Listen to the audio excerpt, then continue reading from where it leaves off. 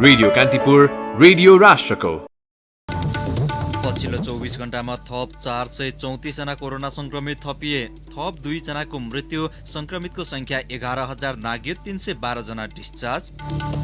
सरकारले सुरु गरेको दूर शिक्षाले गर्दा शिक्षकको व्यस्तता बढ्यो। नौलो प्रयास र प्रविधि भएकाले प्रशस्ति चुनौती तथा कठिनाई भएको शिक्षकको अनुभव। नेपाल र चीनबीच समस्या उब्जिए वार्ताबाट समाधान गर्ने परराष्ट्रको भनाई। सार्वजनिक यातायात सञ्चालनको ठोस योजना बनाई कार्यान्वयन गर्न सरकारलाई संसदीय समितिको निर्देशन। पाकिस्तानका 30% भन्दा बढी विमान चालकको अनुमति पत्र नक्कली रहेको नागरिक उड्डयन मन्त्रीको दाबी। र इङ्ग्लिस प्रिमियर लिगमा आज राति चेल्सी र म्यान्चेस्टर सिटी बीच प्रतिस्पर्धा हुँदै। नमस्कार, कान्तिपुर डायरीका साथमा साथी सुरज र म बासु। समाचार अब विस्तारमा। नेपालमा आज थप 434 जनामा कोरोना भाइरसको संक्रमण पुष्टि भएको छ।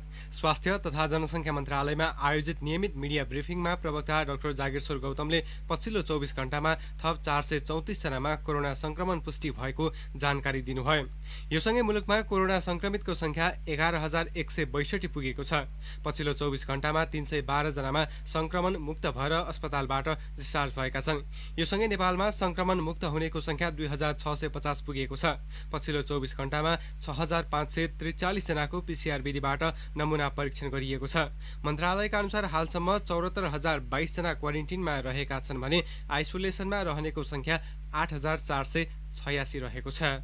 यसैबीच कोरोना संक्रमणबाट थप 2 जनाको मृत्यु भएको छ। स्वास्थ्य तथा जनसङ्ख्या मन्त्रालयले मिडिया ब्रिफिङका क्रममा मृत्युको औपचारिक पुष्टि गरेको हो।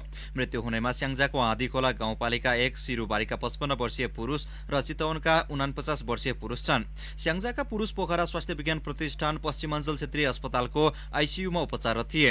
उनमा निमोनिया र मधुमेहको समस्या थियो। उनको गैराती मृत्यु भएको हो। यस्तै चितवन घर भई ललितपुरको लगनखेल महालक्ष्मी स्थान बस्ने एक पुरुषको पनि आज मृत्यु भएको हो। मृतक पुरुषको 5 महिना अघि मृगौला प्रत्यारोपण भएको थियो। यो सँगै नेपालमा कोरोनाबाट मृत्यु हुनेको संख्या 26 पुगेको छ।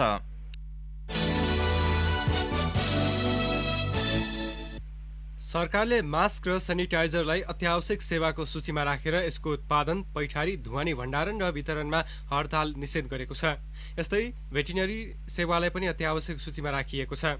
गृह मन्त्रालयका एक अधिकारीका अनुसार कोभिड-19 महामारीपछि मास्क र सेनिटाइजर उत्पादन प्रयोग अनिवार्य जस्तै भएकाले अत्यावश्यक सेवाको सूचीमा समेटिएको हो। अत्यावश्यक सेवाको सूचीमा राखिएको वस्तु तथा सेवामा कर्मचारी वा मजदुर कसैबाट पनि आन्दोलन, हडताल र अवरोध गर्न पाइँदैन। यसअघि ती तीनवटै क्षेत्र अत्यावश्यक सेवाको सूचीमा थिएनन्। हुलाक, टेलिफोन, हवाई, जल तथा स्थलमार्गबाट हुने उपभोग वस्तुको आपूर्ति र ढुवानी, दैनिक उपभोग्य वस्तु, सुरक्षा, छापाखाना, बैंकिङ, विद्युत, बीमा लगायतका 19 किसिमका सेवामा हडताल गर्न नपाइने व्यवस्था गरिएको छ।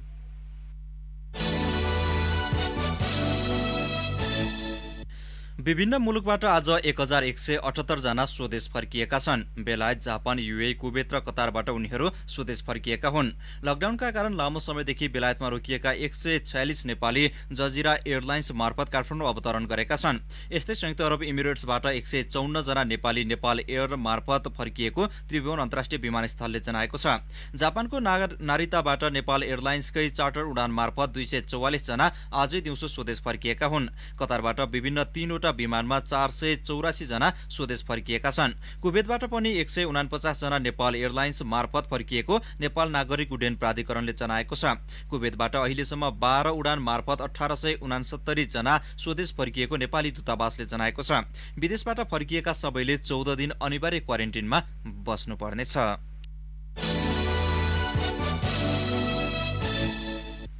अब कान्तिपुर सविस्तार। कान्तिपुर सविस्तार। कोरोना महामारीका कारण विद्यालय खुल्ने अनिश्चित भए पश्चात संघीय सरकार तथा केही स्थानीय तहले सुरु गरेको वैकल्पिक सिकाइ अन्तर्गतको दूर शिक्षा कार्यक्रमको दोस्रो साता जारी छ। यो सँगै दूर शिक्षा कार्यक्रममा सहभागी हुने शिक्षकको समेत व्यस्तता बढेको छ। एकतर्फी पढाइ सञ्चालन हुने भए पनि कक्षा कोठामा भन्दा धेरै मेहनत गर्नुपर्ने शिक्षकको अनुभव छ।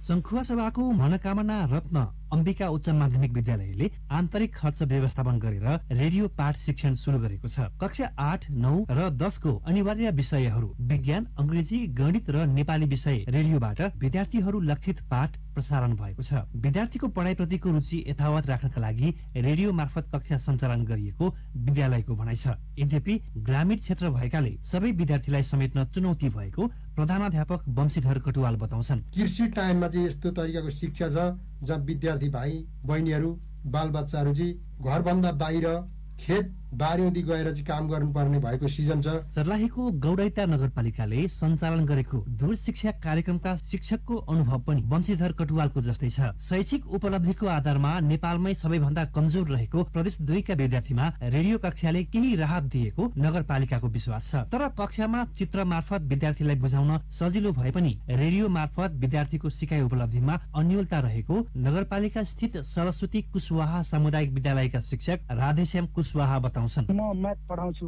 तर चित्रद्वारा होमवर्क गर्ने देखाउने त हुँदैन, त्यही भएर अलि चुनौती नै छ। त्यसको लागि हामीले सकभर बुझाउने प्रयास गरेकै छौँ। दूर शिक्षा सामुदायिक विद्यालय लक्षित कार्यक्रम हो। देशैभरका करिब 35,000 विद्यालयका विद्यार्थीले यस कार्यक्रमको लाभ लिन सक्छन्। अनलाइन, टेलिभिजन तथा रेडियो जस्ता माध्यमबाट विद्यार्थीले आफूलाई पाएक पर्ने कक्षा रोज्न सक्छन्। हुन त वैकल्पिक प्रणालीबाट विद्यार्थीको सिकाइ निर्देशिका अनुसार सुरु भएको दूर शिक्षा भर्खर 2 साता हुनै लागेको छ। तर यसको प्रभावकारिता कतिसम्म बढेको छ भने संस्थागत विद्यालयका विद्यार्थी समेत आकर्षित छन्। नेपाल टेलिभिजनबाट गणित विषयमा अध्यापन गर्दै आएकी शिक्षक बसन्ती छेत्री इङ्ग्लिस मिडियममा पढ्ने बच्चाहरूको लागि भइदिए हुन्थ्यो भन्ने खालको चाहिँ रिक्वेस्ट चाहिँ गरेका छन्। विकट ठाउँका बच्चाहरूले जस्तो कि मलाई चाहिँ हुम्ला जुम्लाबाट अनि त्यसपछि रोल्पाबाट बच्चाहरूले फोन गरिरहेका हुन्छन्, म्याम हजुरले यो पढाउनु भएको रहेछ, मलाई कसरी गर्ने भन्ने कुराहरू उनीहरू चाहिँ मेसेन्जरमा फेसबुकमा चाहिँ एड भएर अनि त्यसपछि उनीहरूले क्वेसन दिएर अनि सिकिरहेथे। अक्षर चिन्ह, लेख्न र पढ्न सक्नेलाई मात्र साक्षर मानिने सरकारी मापदण्ड छ।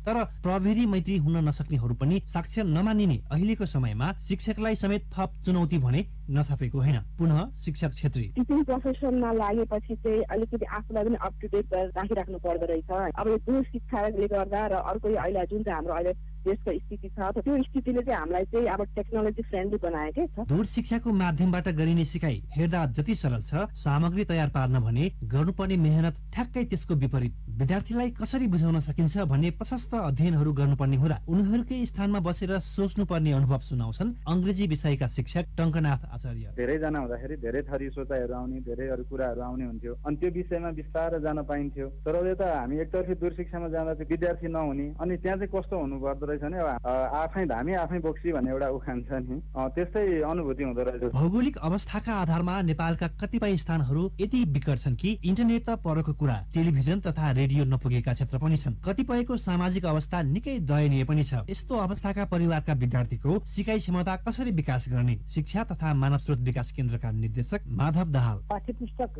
नै उहाँहरूको लागि पहिलो विकल्प हो। त्यसैले पाठ्यपुस्तक उहाँहरूको घर घरमा पुर्याउने काम हामीले गरिसकेका छौँ र यसको लागि अहिलेसम्म चाहिँ हामीलाई जानकारी भए अनुसार करिब 80% विद्यार्थी भाइ बहिनीहरूसँग अहिले नयाँ पाठ्यपुस्तक उपलब्ध भइसकेको अवस्था छ। र अर्को चाहिँ कक्षा 4 देखि कक्षा 8 सम्मका विद्यार्थी भाइ बहिनीहरूका लागि स्वाध्यायन सामग्री भनेर तयार गरेका छौँ। विपदको अवस्थामा विद्यार्थीमा सिकाइ उपलब्धि वृद्धिका लागि सुरु गरिएको दूर शिक्षा कार्यक्रम सकारात्मक कदम हो। तर कक्षा कोठामा हुने अन्तर्क्रियाको विकल्पमा कार्यक्रमको पुनः प्रसारण तथा ऐच्छिक विषयका पनि सामग्री सञ्चालनमा आएमा राहत मिल्ने विद्यार्थीको प्रतिक्रिया छ। अर्को कुरा, नयाँ प्रविधिको प्रयोग विद्यार्थीको सिकाइका लागि मात्र होइन, शिक्षकका लागि पनि नौलो अभ्यास बनेको छ। रेडियो कान्तिपुरका लागि शङ्खुवा सभाबाट दिपेन्द्र साक्य तथा सर्लाहीबाट ओम प्रकाश ठाकुरको सहयोगमा रमेश दुलाल। कान्तिपुर सविस्ता। कान्तिपुर डायरीमा अब ब्रेकको पालो। कान्तिपुर डायरीमा अब बाँकी प्रसङ्ग। परराष्ट्र मन्त्रालयले नेपाल चीनबीच कुनै पनि समस्या उब्जिए द्विपक्षीय वार्ताबाट समाधान गर्ने जनाएको छ। सञ्चार माध्यममा चीनले नेपाली भूमि मिचेको भन्ने समाचार आएपछि ध्यानकर्षण भएको जनाउँदै परराष्ट्र मन्त्रालयले आज विज्ञप्ति जारी गरेर सो जानकारी गराएको हो। कृषि तथा पशुपन्छी विकास मन्त्रालयको अस्तित्वमा नै नरहेको रिपोर्टलाई आधार बनाएर आएका समाचारमा सत्यता नभएको परराष्ट्रको विज्ञप्तिमा उल्लेख छ। चीनले विभिन्न जिल्लामा नेपाली भूमि मिचेको भन्दै मिचिएको भूमि फिर्ता ल्याउन माग गर्दै प्रमुख प्रतिपक्षी नेपाली कांग्रेसका सांसदले प्रतिनिधि सभामा संकल्प प्रस्ताव समेत दर्ता गराएको अवस्थामा परराष्ट्रले विज्ञप्ति जारी गरेको हो। कुनै सीमा समस्या देखिए दुवै मुलुकका सम्बन्धित निकाय बीच आपसी सहमतिमा नै सल्टाउने पनि परराष्ट्र मन्त्रालयले जनाएको छ।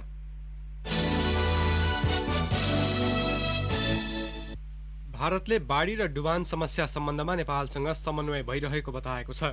भारतको विदेश मन्त्रालयले आज आयोजना गरेको नियमित पत्रकार सम्मेलनमा प्रवक्ता अनुराग श्रीवास्तवले बाढी र डुबान समस्या सम्बन्धमा नेपालसँग समन्वय भइरहेको बताउनु भएको हो।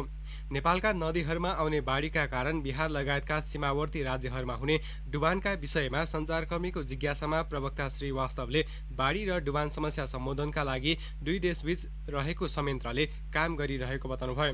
प्रत्येक वर्ष नेपाल र भारतको सीमावर्ती क्षेत्रमा बर्खाका बेला नदी र खोलाको सतह बढ्दा बाढी र डुबान समस्या हुने गरेको छ, जसका कारण ठूलो मात्रामा अन्न बाली र जनधनको क्षति हुने गरेको छ।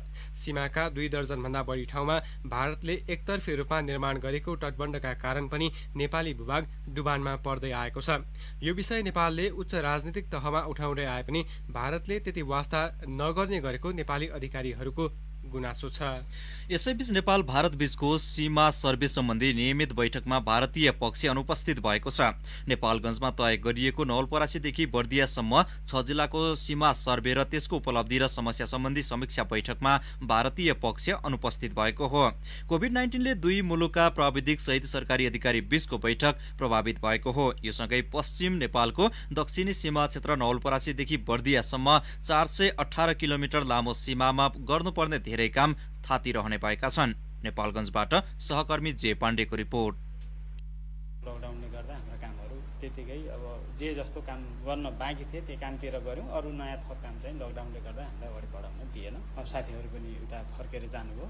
उनी थिए नापी कार्यालय बाँकेका प्रमुख नापी अधिकृत पूर्ण प्रसाद पाण्डे। नवलपरासीदेखि बर्दियासम्म 6 जिल्लाका नेपाल भारत दुवैतिरका समकक्षीको सीमा सर्वेसँग सम्बन्धित भारतीय प्राविधिक तथा सुरक्षा अधिकारी कोरोना भाइरस संक्रमणको त्रासले नेपालगञ्ज आउन सकेनन्। अन्ततः जिल्ला प्रशासन कार्यालय बाँकेमा आयोजना गरिएको बैठक एकपक्षीय भयो। नेपालका पनि बाँके र बर्दिया बाहेक दाङ, कपिलवस्तु, रूपन्देही र नवलपरासी जिल्लाका सरकारी अधिकारी उपस्थित भएनन्। सीमासँगै 10 गजामा देखिएको समस्याको समाधानका लागि दुवैतिरका सुरक्षा र प्राविधिक टोलीले गरेको कामको समीक्षा र देखिएको जटिलताको समाधान गर्न निर्धारित सीमा सर्वे बैठकले ठूलो सघाउ पुर्याउने अपेक्षा गरिए पनि दुवै पक्षका सरकारी अधिकारीले त्यति महत्व नदिएको भान भएको छ। बाँकेका प्रमुख जिल्ला अधिकारी रामबहादुर कुरुम्बाङ। सीमा सम्बन्धी समस्या छैन यहाँ, तर यो दुवै देशको धेरै मिसिङहरू छ। अब धेरै मर्मत गर्नुपर्ने, बाढीले बगाएको पत्ता नलागेको धेरै छन्, विशेष गरेर बर्दियामा। बाँकेमा पनि यो पूर्वदेखि चाहिँ हामीले सुरु गर्दैछौँ। दुईटै टिमले हाम्रो अहिले एफएसटी पनि भर्खर सकिएको छ। यो फिल्ड सर्वे टिम भन्छ। नेपाल र भारतको सहमति अनुसार चाहिँ अब अर्को वर्षमा सिद्ध्याउनु पर्ने। कञ्चनपुरसम्म त सकिँदैन होला, बर्दियासम्मको चाहिँ यो वर्ष सक्ने चाहिँ लक्ष्य छ। अहिले भारत र चीन दुवै छिमेकी मुलुकले नेपाली सीमा अतिक्रमण गरेको विषय राष्ट्रिय राजनीतिको प्रमुख मुद्दा बनेको छ। भारतले कालापानी, लिम्पियाधुरा, लिपुलेक र सुस्ता, अर्को छिमेकी मुलुक चीनले समेत उत्तरका 7 स्थानमा सीमा अतिक्रमण गरेको छ। यी दुई ठूला मुलुकले उत्तर, दक्षिण र पश्चिमतिर गरेको अतिक्रमणको विरोध भइरहेका बेला स्थानीय स्तरमा नवलपरासीदेखि बर्दियासम्मको सीमा सर्वे टोली नम्बर 3 को बैठकलाई महत्वपूर्ण रूपमा हेरिएको थियो। कतिपय स्थानमा सीमा स्तम्भ नै गायब भएका छन् भने कतिपय ठाउँमा सीमा नियमित गर्दा आफ्नो भूमि गुमाएका नेपालीले जग्गाको मुआवजा तथा क्षतिपूर्ति पाएका छैनन्। बैठकमा यस्ता मुद्दालाई पनि उठान गर्न सकिथ्यो, तर भारतीय पक्ष अनुपस्थित हुँदा यो अवसर पनि गुम्यो। तैपनि यो वर्ष बर्दियामा हराएको 662 नम्बर पिलर पुनर्स्थापना गरिएको छ। पुनः नापी कार्यालय बाँकेका प्रमुख नापी अधिकृत पाण्डे। यसपालि हामीले बाँके र बर्दिया गर्ने भनेर बाँके र बर्दियामा क्याम्प खडा गरेका थियौँ। मित्रहरूको चाहिँ यता बहराइच रूपडियामा थियो भने हाम्रो नेपालमा बाँकेमा खडा गरेर हामीले पुसदेखि कार्य अगाडि बढाएका थियौँ। नवलपरासीदेखि बर्दियासम्मको 418 किलोमिटर क्षेत्रको सीमा व्यवस्थित गर्न 3 नम्बर टोलीलाई जिम्मेवारी दिइएको थियो, तर सोही टोलीको भारतीय पक्ष बैठकमा अनुपस्थित हुँदा सीमा सर्वे कार्यमा ढिलाइ हुने भएको छ। रेडियो कान्तिपुरका लागि जे पाण्डे, नेपालगञ्ज।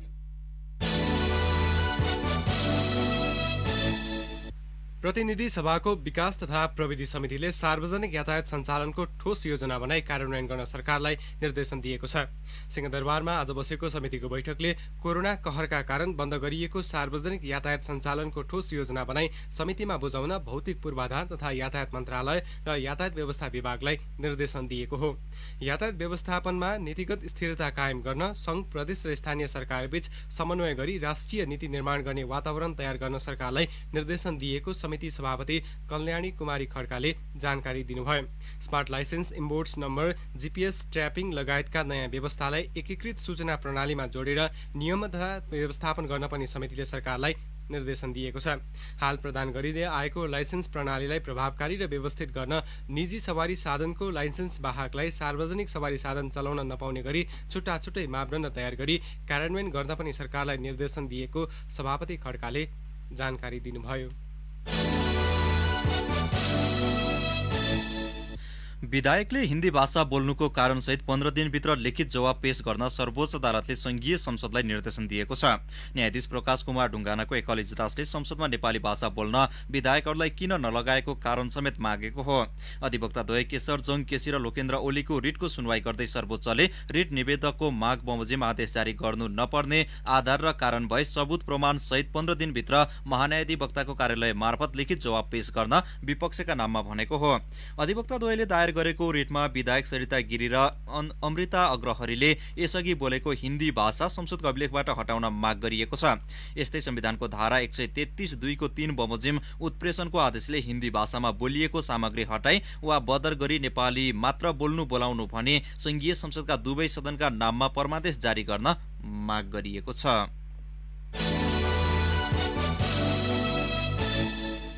अख्तियार दुरुपयोग अनुसन्धान आयोगले जिल्ला प्रहरी कार्यालय कैलालीमा कार्यरत प्रहरी निरीक्षक सहित 2 जनालाई घुस सहित नियन्त्रणमा लिएको छ। जिल्ला प्रहरी कार्यालय कैलालीमा कार्यरत प्रहरी निरीक्षक प्रकाश सिंह कार्की र कानून व्यवसायी हिमालय विक्रम विष्टलाई नियन्त्रणमा लिएको आयोगको महेन्द्रनगर स्थित कार्यालयका सूचना अधिकारी टोप बहादुर विष्टले जानकारी दिनुभयो। उहाँका अनुसार उनीहरू दुवैजनाले जबरजस्ती करणी र सार्वजनिक हित विरुद्धको 2वटा मुद्दा मिलाइदिने भन्दै कानून व्यवसायी विष्टको ल फर्ममा घुस लिँदै गर्दा पक्राउ परेका हुन्।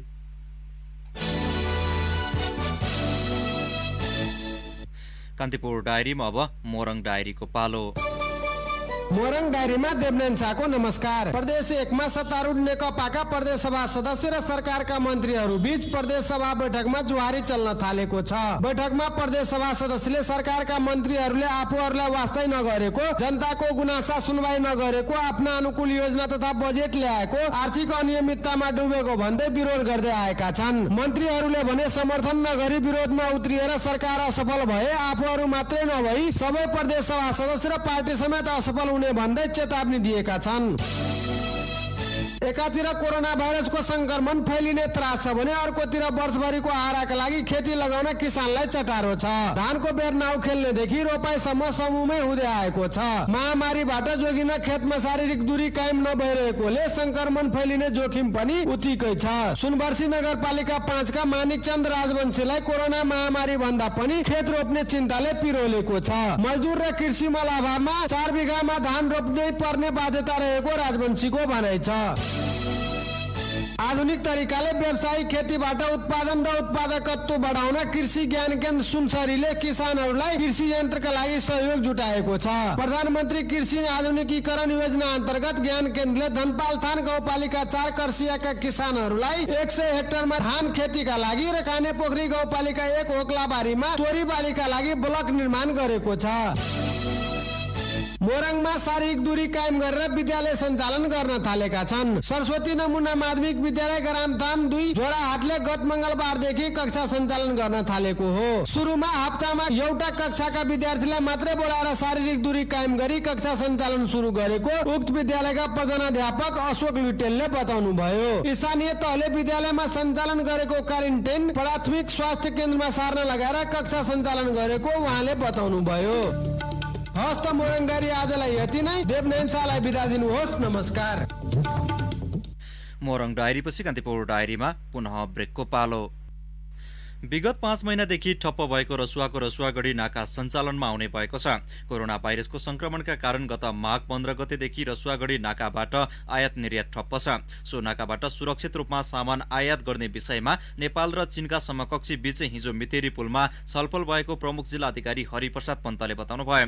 मानिसहरूको आवागमनलाई अस्थायी रूपमा बन्द गर्ने, सामान आयातमा भने एकतर्फी जाँचपास हुने गरी नाका सञ्चालन गर्न चिनिया पक्ष तयार भएको उहाँले जानकारी दिनुभयो। त्यसका लागि नेपाली पक्षले सीमा नाकाको सुरक्षा प्रबन्ध, स्वास्थ्य सुरक्षाको प्रबन्ध, भन्सार जाँचपास लगायत विषयमा आवश्यक तयारी छिटो पूरा गर्नुपर्नेछ। अब अन्तर्राष्ट्रिय समाचार। पाकिस्तानका नागरिक उड्डयन मन्त्रीले पाकिस्तानका 30% भन्दा बढी विमान चालकको अनुमति पत्र नक्कली रहेको दावी गर्नुभएको छ। पाकिस्तानको राष्ट्रिय सभाबाट सम्बोधन गर्नुहुँदै मन्त्री गुलाम सवार खानले 262 जना विमान चालकले परीक्षामा उपस्थित नभई अरूलाई परीक्षा दिन लगाएर अनुमति पत्र लिएको दावी गर्नुभएको CNN ले जनाएको छ। गत मे 22 मा दक्षिणी कराँचीमा 97 जनाको ज्यान जाने गरी भएको विमान दुर्घटनाको छानबिन प्रतिवेदनको केही अंश सार्वजनिक गर्ने क्रममा सो खुलासा भएको हो। लाहोरबाट उडान भरेको विमान कराँची नजिकैको बस्तीमा दुर्घटनामा परेको थियो। पाकिस्तानमा घरेलु विमान उडाउने करिब 860 जना सक्रिय विमान चालक छन्, जसले पाकिस्तानको राष्ट्रिय ध्वजावाहकसँगै केही अन्तर्राष्ट्रिय विमान कम्पनीको उडान समेत भर्दै आएका छन्। उनीहरू अनुभवी नहुने भएकाले पनि विमान दुर्घटनाको दर बढेको जनाइएको छ। पाकिस्तान अन्तर्राष्ट्रिय विमान PIA का प्रवक्ता अब्दुल्लाह खानले नक्कली चालक अनुमति पत्रको मुद्दा PIA को मात्रै नभई पाकिस्तानमा सञ्चालित सबै विमान सेवाको भएको बताउनु भएको छ। कोरोना भाइरस संक्रमित भएपछि जिम्मेवारी पूरा गर्न नसकेको भन्दै काजाकिस्तानका स्वास्थ्य मन्त्री एल्जान बिर्तानोभले राजीनामा दिनुभएको छ। स्वयं संक्रमित भएको र संक्रमणलाई व्यवस्थापन गर्न नसकेको भन्दै मन्त्री बिर्तानोभले राजीनामा दिनुभएको अल जजिराले जनाएको छ। बिर्तानोभ सन् 2017 को सुरुवातमा स्वास्थ्य मन्त्री नियुक्त हुनुभएको थियो। उहाँलाई जुनको मध्यमा संक्रमण पुष्टि भएको थियो। कोरोना संक्रमणका कारण आफूलाई निमोनिया भएको तथा थप उपचारको आवश्यक रहेको उहाँले सामाजिक सञ्जालमा उल्लेख गर्नुभएको छ। काजाकिस्तानमा 19,285 जना कोरोना भाइरसका संक्रमित छन्। यसैबीच विश्वमा संक्रमितको संख्या 95,73,223 पुगेको छ। 4,86,018 जनाले संक्रमण कारण ज्यान गुमाएका छन्। अमेरिकामा 24,64,551 जना संक्रमित पुग्दा 1,24,331 जनाले ज्यान गुमाएका छन्। ब्राजिलमा 11,93,609 जनामा संक्रमण पुष्टि हुँदा 53,895 जनाले ज्यान गुमाएका छन्। संक्रमितको संख्याको आधारमा रुस तेस्रो स्थानमा छ। त्यहाँ 6,13,994 जनामा संक्रमण पुष्टि हुँदा 8,605 जनाले ज्यान गुमाएका छन्। भारतमा 4,75,770 जनामा संक्रमण पुष्टि भएको छ। त्यहाँ 14,938 जनाको ज्यान गएको छ। अब खेल प्रसंग। इङ्ग्लिस प्रिमियर लिगमा आज राति चेल्सी र म्यान्चेस्टर सिटी बीच स्पर्धा हुँदैछ। चेल्सीको घरेलु मैदान स्ट्यामफोर्ड ब्रिजमा हुने खेलमा सिटीका प्रशिक्षक पेप ग्वार्डियोलाले मुख्य रोजाइका खेलाडीलाई विश्राम दिने भएका छन्। सर्गियो अगेरो चोटका कारण प्लेइङ सेटमा हुने छैनन्। यस्तै फिकायो टोमोरी र कलुम हटसन पनि आजको खेलमा हुने छैनन्। अगुएरोको स्थानमा ग्रेभियल जिससले खेल्ने भएका छन्। गोर्हिनो 2 खेलको प्रतिबन्धपछि टिममा फर्किएका छन्। FA कपको आगामी आइतबार हुने न्यूक्यासल विरुद्धको क्वार्टर फाइनलका लागि मुख्य खेलाडीलाई आराम दिइएको बताइएको छ। चेल्सीलाई आज चोटको कुनै चिन्ता छैन। चेल्सीले सिटीलाई पराजित गरेमा मैदान बाहिरबाट नै लिभरपुलले प्रिमियर लिगको उपाधि जित्नेछ। चेल्सी विरुद्धका पछिल्ला 7 खेलमा सिटीले 5 खेल जितेको छ। त्यसमा चेल्सीले 1 खेलमा मात्र जित हात पारेको छ। चेल्सीले प्रिमियर लिगका पछिल्ला 7 खेलमा 1 खेल मात्र हारेको छ। 3 खेलमा जित र 3 खेल बराबरी भएका छन्। घरेलु मैदानमा पछिल्ला 12 खेलमा चेल्सी अपराजित रहेको छ। आज राति नै आर्सेनलले साउथह्याम्पटन र वाटफोर्डले बर्नलीसँग प्रतिस्पर्धा गर्दैछ। हवस् नै प्रसङ्गसँगै कान्तिपुर डायरीका आजका सम्पूर्ण बुलेटिन यहीँ सकिन्छ। भोलि बिहान 6:30 बजे नियमित बुलेटिनका साथमा उपस्थित हुने नै छौँ। अहिलेलाई साथी सुरज र म बासु बिदा हुन्छौँ। नमस्कार, शुभरात्रि।